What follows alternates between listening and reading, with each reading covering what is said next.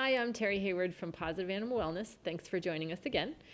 Today I'm going to talk about a question that comes up quite frequently, and the question is, how do I keep my dog from jumping up?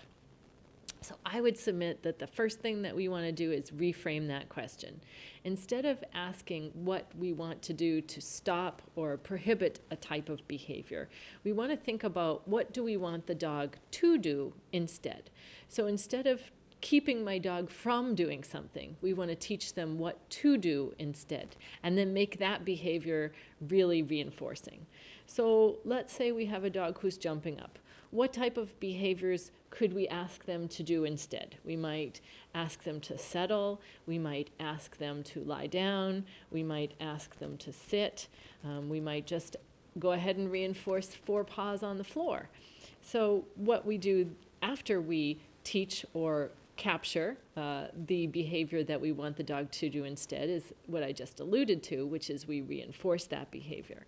So in doing so, we're reinforcing an incompatible or an alternative behavior instead of jumping up. And what that means is we're making that new or different behavior much more worthwhile for the dog.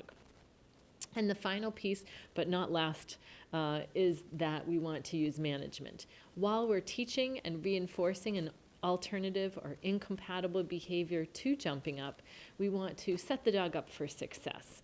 And so what that means is we might use baby gates for example, if we have a dog that's jumping up on the couch, we might use baby gates so that the dog can't access that room.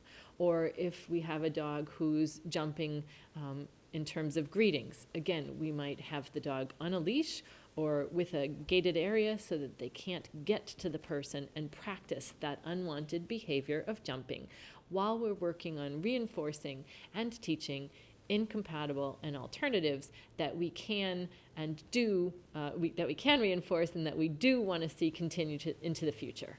So thanks for joining us.